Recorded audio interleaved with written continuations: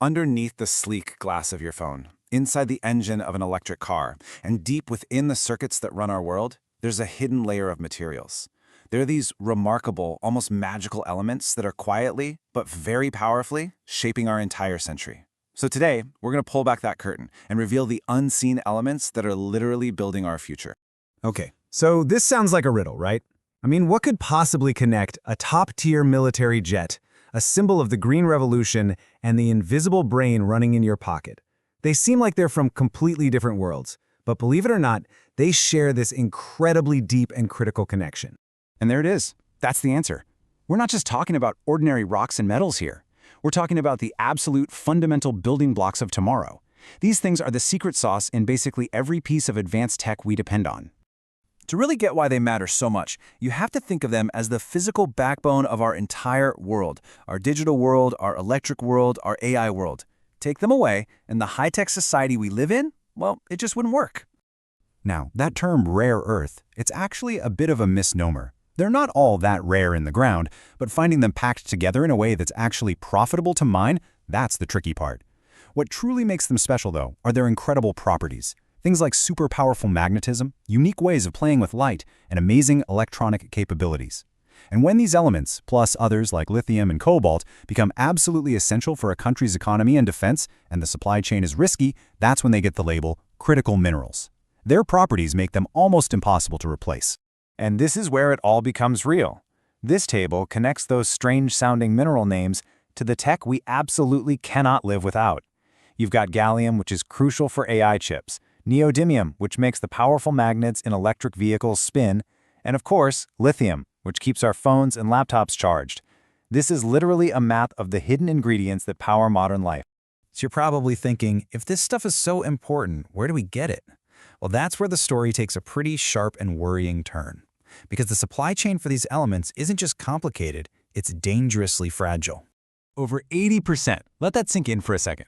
More than 80% of the world's refined rare earth elements are controlled by just a handful of places. The very foundation of all our most advanced technology is resting on this incredibly narrow, shaky base. This kind of concentration creates a massive amount of geopolitical risk. Suddenly, the entire global economy is vulnerable to the political decisions of just one or two countries.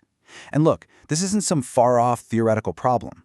We saw a preview of this back in the early 2010s when export restrictions on some of these materials sent shockwaves through industries.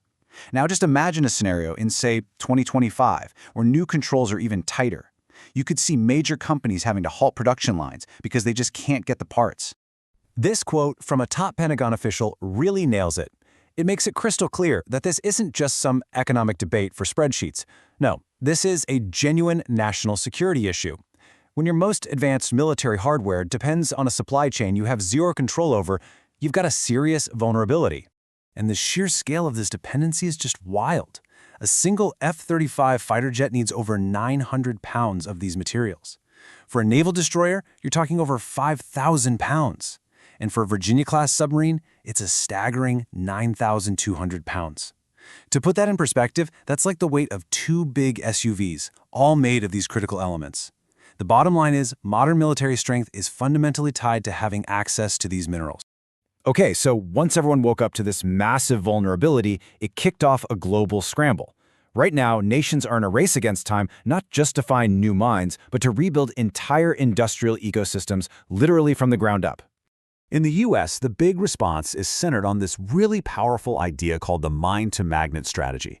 And the goal is super ambitious, but it's also crystal clear. Create a 100% independent domestic supply chain, one that can take raw ore out of the ground and turn it all the way into those super sophisticated magnets that are needed for everything from fighter jets to wind turbines. But actually building this supply chain? Man, it is incredibly complex. It's not nearly enough to just dig rocks out of the ground. You have to master this crazy chemically intensive process of separating more than a dozen different elements that are all tangled up together. Then, you have to turn those refined powders into ultra-pure metals and alloys. And only then, at the very end, can you manufacture the actual magnets. Every single step requires a ton of money, a ton of expertise, and frankly, a tolerance for things going wrong. And we're seeing the investments start to pour in. The Department of Defense has already put up over $400 million to get domestic production going. And it's not just the government. Tech giants are jumping in too. I mean, look at Apple's $500 million partnership to build up recycling plants. This shows you that there's a serious, top-to-bottom commitment to fixing this problem. But rebuilding the supply chain is only one side of the coin. What if you could solve the problem in a totally different way? You see, at the same time we have this race to secure materials, there's another race happening in labs and engineering departments, a race to innovate our way out of this dependency completely. So the challenge here really boils down to a fundamental trade-off. See, the motors that are built with rare earth magnets are just incredibly powerful and efficient for their size. That's why everyone uses them. If you try to design a motor without them, you have to accept some compromises, at least for now. You're typically looking at less power and lower efficiency. The big challenge for engineers is to close that performance gap, to create new motors that are both super powerful and sustainable. So really, there are two main paths forward on the innovation front. The first is to engineer completely new kinds of motors, like these synchronous reluctance motors that are designed from day one to work without any powerful magnets. The second path, which is just as important, is building a true circular economy. I mean, if we can finally master the process of recovering these incredibly valuable minerals from millions of old phones and hard drives and EV batteries, well then all our e-waste suddenly becomes a strategic gold mine. When you step back and you put all of this together, the fragile supply chain, the race to rebuild it, and this push to innovate past it, you start to realize something. We are literally watching a new global map being drawn in real time. But this map isn't defined by old borders. It's being defined by access to the fundamental materials of technology.